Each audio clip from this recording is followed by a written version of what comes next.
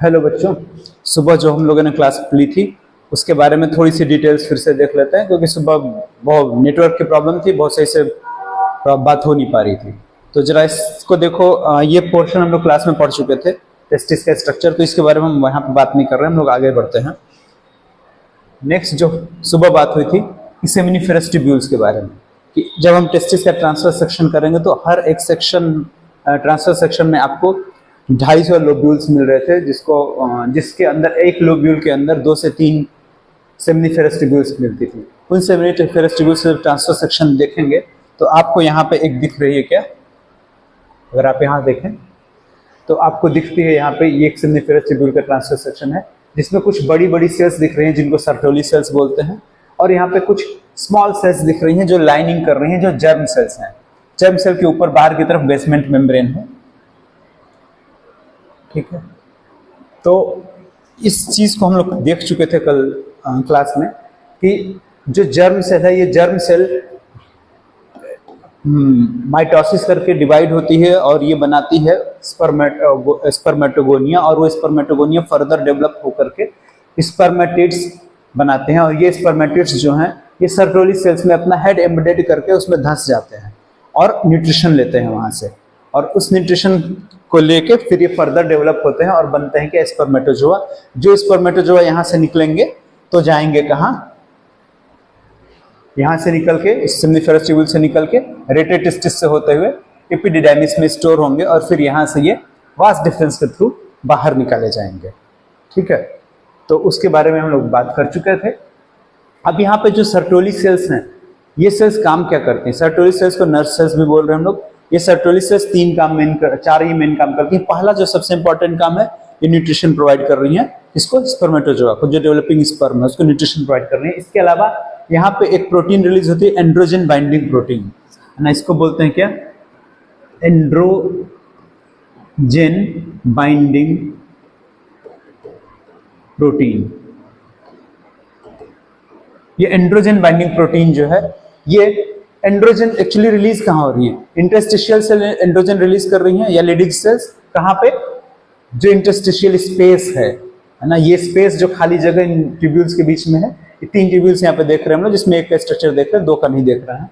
तो interstitial space में ये एंड्रोजन हार्मोन को रिलीज करते हैं। ये एंड्रोजन हार्मोन को इस सेल्स के अंदर लाने के लिए एंड्रोजन बाइंडिंग प्रोटीन काम करती है, ठीक है। आपने सेल में पढ़ा था कि प्रोटीन्स कैरियर होती है। इसके अलावा स्पर्म मैच्योरेशन फैक्टर, स्पर्म को मैच्योर करने के लिए कुछ फैक्टर्स रिलीज किए जाते हैं जो ये सर्टोली सेल्स करती हैं। फिर ये इनहिबिन प्रोटीन रिलीज करती हैं। इनहिबिन एक हार्मोन है जिसको रिलीज करती हैं, जो हार्मोन स्पर्म के प्रोडक्शन को रोकता है, निगेटिव फीडबैक देता है, ठीक है। तो ये एक बेसिक से स्ट्रक्चर हुआ हमारे सेमिनिफेरस ट्यूब्यूल्स का। आगे बढ़े हम लोग इसके, तो काम कैसे होता है यहाँ पे? जो आपका थैलेमस है, ब्रेन के अंदर एक स्ट्रक्चर होता है जिसको बोलते हैं थैलेमस। वो थैलेमस कुछ हार्मोन रिलीज करता है जो पिट्यूटरी को स्टिमुलेट करते हैं। पिट्यूटरी मास्टर ग्लैंड, आप जानते हैं इसके बारे में। पिट्यूटरी ग्लैंड जो होती है वो 2 हार्मोन रिलीज करती है, फॉलिकल स्टिमुलेटिंग हार्मोन और ल्यूटिनाइजिंग हार्मोन। इन दोनों हार्मोन को आप फीमेल रिप्रोडक्टिव सिस्टम में पढ़ चुके हैं या जान चुके हैं इनके बारे में। फॉलिकल स्टिमुलेटिंग हार्मोन जो है, ये हार्मोन सर्टोली सेल्स के ऊपर काम करता है और सर्टोली सेल्स को स्टिमुलेट कर देता है कि वो क्या करें? स्पर्मेटोजेनेसिस। सर्टोली सेल्स के साथ साथ ये एक्चुअली में ये क्या बोल रहे हैं यहाँ पे, लिखने में गड़बड़ हो गई। सर्टोली के सेल्स के साथ ये आपके जो जर्म सेल्स हैं उन पे भी एक्ट करता है ना, germ cells and Sertoli cells.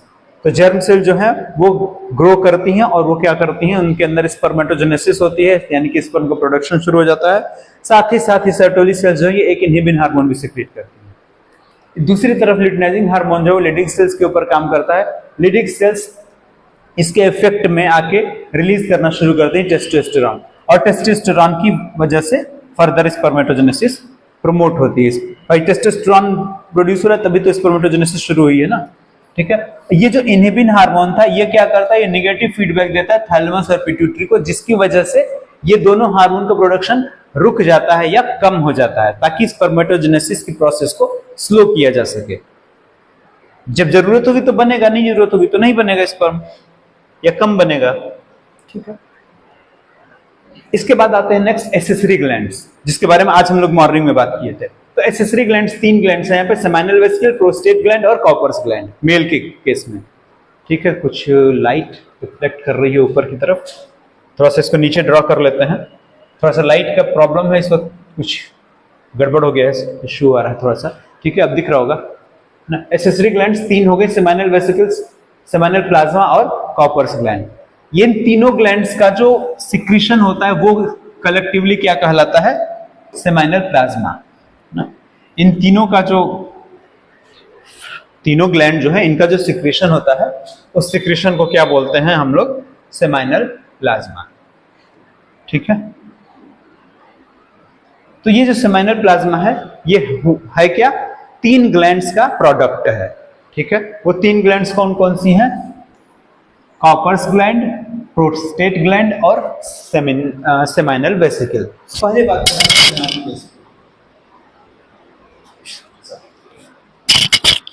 पहले बात करें हम लोग सेमाइनल वेसिकल्स की। तो जो सेमाइनल वेसिकल है ये हमारी पेयर्ड ग्लैंड है। ठीक है, सेमाइनल वेसिकल जो है वो कैसी ग्लैंड है? पेयर्ड ग्लैंड है। ये पेयर्ड ग्लैंड जो होती है कहाँ पे पाई जाती है? अगर आप यूरिनरी ब्लैडर को देखें तो ये below the urinary bladder, urinary bladder के नीचे की तरफ होती है, पेयर्ड होती है। और जो सेमाइनल प्लाज्मा बन रहा है उस प्लाज्मा का लगभग 70%, 60 से 70% प्रोडक्शन जो होता है यही करती है। जो फ्लूइड बनाती है, जो ये प्रोड्यूस करती है, उसको हम लोग सेमाइनल फ्लूइड बोलते हैं। जो सेमाइनल फ्लूइड कैसा होता है? अल्कलाइन होता है। ठीक है, अल्कलाइन, दो मतलब एसिडिक हो गई या अल्कलाइन हो गई, तो ये अल्कलाइन होता है, यानी कि इसका पीएच 7 से ऊपर होगा। करता क्या है काम? ये न्यूट्रिशन प्रोवाइड करता है मेनली। ठीक है, इसके अलावा कुछ चीजें और हैं जो जरूरत नहीं है उतना याद रखने की, जैसे इसमें फ्रक्टोज पाया जाता है जो फोरेंसिक इंपॉर्टेंस का होता है। ठीक है, दूसरी तरफ सेकेंड ग्लैंड आ गई, प्रोस्टेट ग्लैंड, ये सिंगल है। सेमाइनल वेसिकल पेयर्ड थी, ये सिंगल है। ये 20% सेमाइनल प्लाज्मा का जो प्रोडक्शन होता है ये अकेले कर देती है। 60 to 70% सेमाइनल वेसिकल कर रही थी, 20% अराउंड जो होता है आपका प्रोस्टेट ग्लैंड करती है। जो इसका सिक्रीशन होता है वो मिल्की होता है, मिल्की वाइट होता है और स्लाइटली एसिडिक होता है। ठीक है ना, ये कैसा है? स्लाइटली एसिडिक है। ये कैसा था? सेमाइनल वेसिकल कैसा था? ये अल्कलाइन था, जबकि इनका एसिडिक है। ठीक है, ये करता क्या है? ये स्पर्म की मोबिलिटी को मेंटेन करता है। स्पर्म मोबाइल है ना, उसके पास टेल है, वो मूव कर सकता है, तो उसकी मोटिलिटी को ये मेंटेन करता है। ये इंपॉर्टेंट है मोबिलिटी के लिए। अगर स्पर्म मोटाइल नहीं होगा, उसकी मोबिलिटी अच्छी नहीं होगी, तो फर्टिलाइजेशन में दिक्कत आ जाती है। ठीक है, इंपोर्टेंस जो इंपोर्टेंसी होती है ना, उसका एक मेन रीजन ये भी होता है, स्पर्म मोबिलिटी कम होना। तीसरा आता है कॉपर ग्लैंड, या इसको बल्बोयूरेथ्रल ग्लैंड भी बोलते हैं। ये ग्लैंड एल्कलाइन सिक्रीशन करती है जो न्यूट्रिशियस होता है, न्यूट्रिशन प्रोवाइड करता है। न्यूट्रिशन नहीं प्रोवाइड करता है, ये न्यूट्रलाइज करता है यूरेथ्रा में जो यूरिन है उसकी एसिडिटी को। इसके अलावा ये लुब्रिकेट करता है पैसेज को, ताकि स्पर्म आसानी से मूव कर सके। प्लस ग्लांस पेनिस के हेड को ये, यानी पेनिस का जो हेड होता है जिसको ग्लांस पेनिस बोलते हैं, उसको भी ये लुब्रिकेट करने का काम करता है। ठीक है, तो जब लुब्रिकेटेड होगा पैसेज तभी स्पर्म का ट्रांसफर आसानी से हो पाएगा। ठीक है, नेक्स्ट इसके बाद अगर हम लोग देखें, अच्छा एक बात और कि सेमाइनल प्लाज्मा और स्पर्म दोनों को मिला के क्या बोलते हैं हम लोग? सीमेन। ठीक है, इन दोनों के मिलने से क्या बनता है आपका? सीमेन।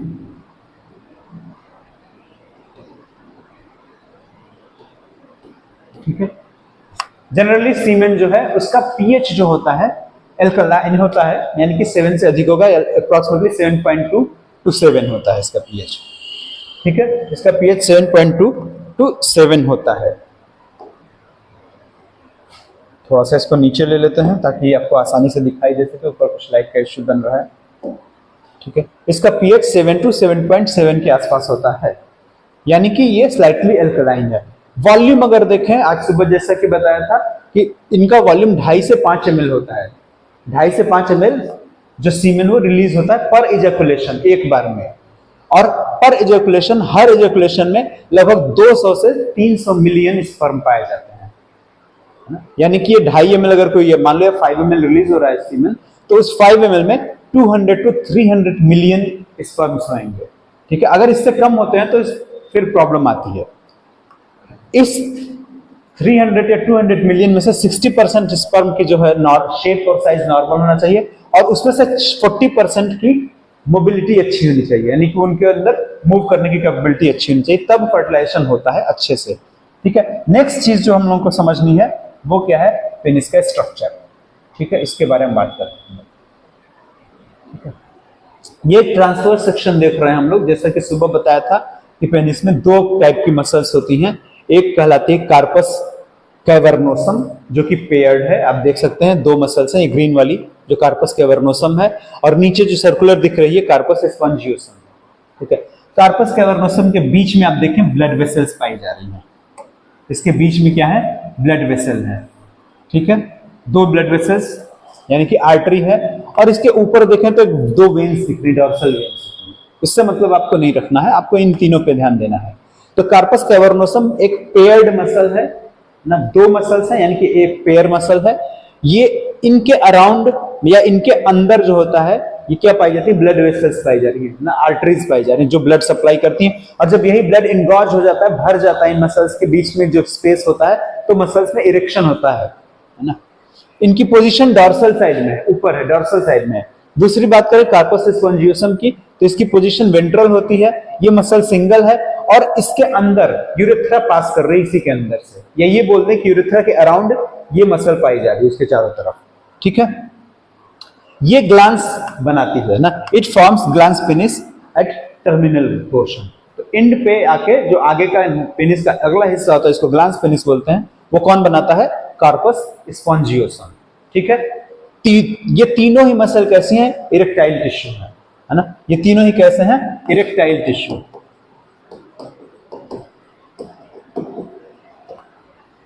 तीनों इरेक्टाइल टिश्यू। ठीक, काम क्या है इसका, पेनिस का मेन फंक्शन इसका क्या है, इसका मेन फंक्शन दो काम ही करता है। पहला, यूरिन का डिस्चार्ज करने में हेल्प करता है क्योंकि बॉडी के बाहर यूरेथ्रा पास कर इसी के थ्रू होके। दूसरा काम, ये स्पर्म को फीमेल जेनिटल ट्रैक्ट के अंदर एंटर कराने में हेल्प करता है। यही इसका मेन फंक्शन है, रिप्रोडक्शन से रिलेटेड इसका ही फंक्शन है। ठीक है, नेक्स्ट, अच्छा फीमेल रिप्रोडक्टिव सिस्टम आप पढ़ चुके हैं, इसके बारे में हम लोग बात नहीं करेंगे। इसके बाद नेक्स्ट आती बात की स्पर्मेटोजेनेसिस। स्पर्मेटोजेनेसिस कि स्पर्म का प्रोडक्शन कैसे होता है, स्पर्म बनता कैसे है, स्पर्मेटोजेनेसिस की बात करें तो स्पर्म के बनने को स्पर्मेटोजेनेसिस बोलते हैं प्रोसेस। लेकिन टर्म क्या यूज करते हैं, गैमेटोजेनेसिस। गैमेटोजेनेसिस मतलब गैमेट का प्रोडक्शन। अब वो गैमेट मेल भी हो सकता है और फीमेल हो सकता है। मेल गैमेट बनेगा तो स्पर्मेटोजेनेसिस, फीमेल गैमेट बनेगा तो बोलेंगे हम लोग क्या, oogenesis या फॉलिकुलोजेनेसिस। तो स्पर्मेटोजेनेसिस में हो क्या रहा है, सबसे पहले देखो जर्म सेल्स थी, जर्म सेल्स थी, ये जर्म सेल डेवलप होकर बनाती हैं क्या, स्पर्मेटोगोनिया।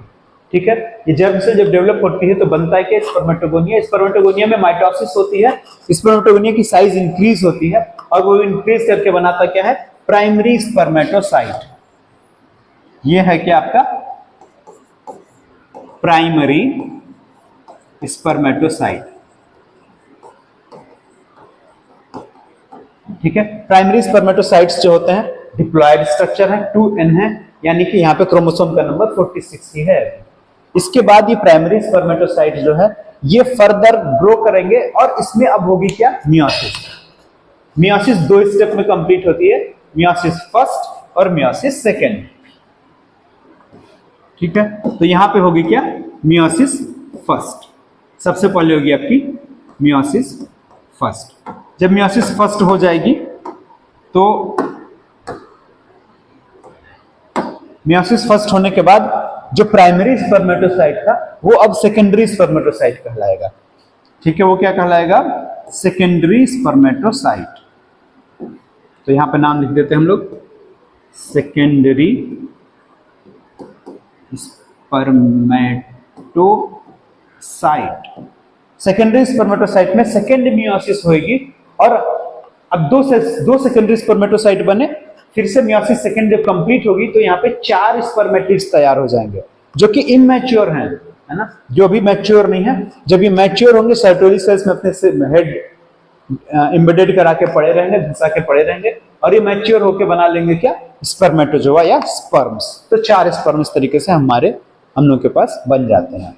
ठीक है, जब मैच्योर हो जाएंगे ये, तब सेमिनिफेरस ट्यूब्यूल से बाहर निकल आएंगे, निकल के एपिडिडाइमिस में स्टोर रहेंगे, वहां से वास डिफरेंस से होते हुए जाइसिस परनीड, जहां जरूरत होगी वहां पे वो बाहर निकाल दिए जाएंगे। ठीक है, तो स्पर्मेटोजेनेसिस मेल में अगर बात करें तो ये कब शुरू होती है? एट द एज ऑफ प्यूबरिटी शुरू होती है, थ्रू आउट लाइफ चलती रहती है, ये कभी रुकती नहीं है। जबकि फीमेल्स में अगर बात करें तो फीमेल में एम्ब्रियोनिक स्टेज में शुरू हो जाती है और मेनोपॉज में जाके खत्म हो जाती है। ठीक, तो इतना ही हम लोग को पढ़ना था यहाँ पे स्पर्मेटोजेनेसिस के बारे में, मेल रिप्रोडक्टिव सिस्टम के बारे में। ठीक, फीमेल रिप्रोडक्टिव सिस्टम आप पढ़ चुके हैं, तो एक बार देखना, समझने की कोशिश करना, कोई दिक्कत हो तो व्हाट्सएप पे या कॉल करके हमसे बात कर सकते हैं। ओके, चैनल को सब्सक्राइब जरूर कर लेना भाई सब लोग, है ना। जो भी देख रहे हैं इसको चैनल को सब्सक्राइब करें, अगर वीडियो अच्छी लगी तो लाइक जरूर करें प्लीज, और अपने दोस्तों के साथ शेयर करें। नेक्स्ट वीडियो के साथ जल्दी मिलेंगे। Okay, bye.